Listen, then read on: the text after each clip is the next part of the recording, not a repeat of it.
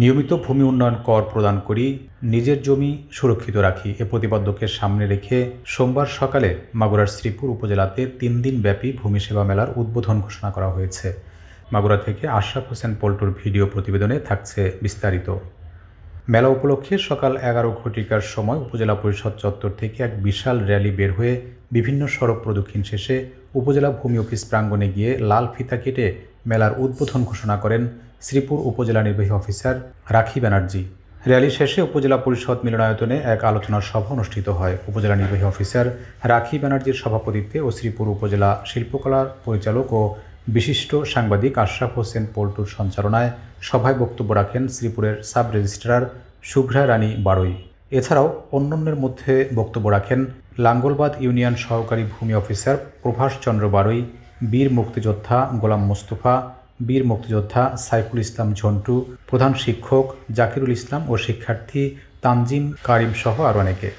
আলোচনা সভা শেষে ভূমি সম্পর্কিত ভিডিও প্রেজেন্টেশন প্রদর্শন শেষে শিক্ষার্থীদের অংশগ্রহণে ভূমি সংক্রান্ত কুইজ প্রতিযোগিতা ও বিজয়ীদের মাঝে পুরস্কার বিতরণ করা হয় এবং ভূমি সংক্রান্ত বিভিন্ন বিষয়ে সাধারণ মানুষকে সেবা দেওয়া হয়। অনুষ্ঠানে সরকারি কর্মকর্তা, বীর মুক্তিযোদ্ধা, সাংবাদিক, ইউনিয়ন সহকারী ভূমি অফিসার, শিক্ষক ও শিক্ষার্থীবৃন্দ উপস্থিত ছিলেন। যে জমিটা আপনারা কিনবেন বা সেবা গ্রহীতা হিসাবে যখন বিক্রি করছেন বা কিনছেন, যখন কিনবেন তখনই আপনাকে কিছু বিষয় জানতে হবে। কি সে বিষয়গুলি? যে আপনি যার কাছ থেকে জমিটা কিনবেন সেই বিক্রেতার মালিকানাটা কি ঠিক আছে কিনা, সে কিভাবে এই মালিক হলো, সে কি উত্তরাধিকার সূত্রে পেয়েছে নাকি কিছু ক্রয় করেছে জমিটা, এগুলো ইনভেস্টিগেশন আপনাদেরকে নিজেদেরই নিজ দায়িত্বে করতে হবে বা অন্য মাধ্যমেও করা যেতে পারে। তবে কি হয়, রেজিস্ট্রি অফিসে কিন্তু এত বেশি ইনভেস্টিগেশনের সুযোগ থাকে না। এটা কি খাস জমির আওতায় পড়ছে কিনা যেটা রেজিস্ট্রি করি বা সেই রেজিস্ট্রির পরবর্তীতে তো নামজারি হয়।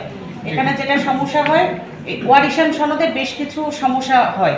ধরেন দেখা যাচ্ছে অনেক শরিক সে তার শরিককে বঞ্চিত করে একটা ওয়ারিশ আনার চেষ্টা করে, অনেক সময় এরকম কিছু সমস্যা তৈরি হতে পারে। এই জন্য নিয়ম ছিল যে বন্টননামা দলিল করে আনতে হবে। একজন ব্যক্তি যখন রেকর্ডীয় মালিক, সে যখন মারা যাবে, তার যে ওয়ারিশটা আছে তাদের মধ্যে একটা বন্টননামা দলিল হবে।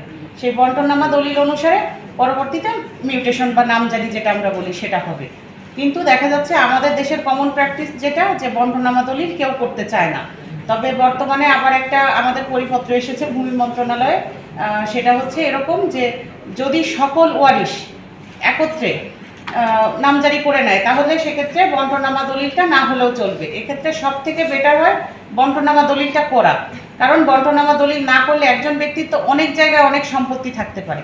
আপনি যদি শুধুমাত্র বন্টননামা দলিল না করে এসে মিউটেশন করতে চান তাহলে কিন্তু আপনাকে প্রত্যেক দাগে দাগে মিউটেশন নিতে হবে। তো দখলের ক্ষেত্রে কিন্তু এক একজন ব্যক্তি এক এক জায়গা দখল করে, সে কিন্তু সব দাগে দখল করে না। তো এক্ষেত্রে সবচেয়ে বেটার হচ্ছে বন্টননামা দলিলটা করা। সাহেবরা ওই খতিয়ানের পুরো টাকা ছাড়া নিতে পারবে না।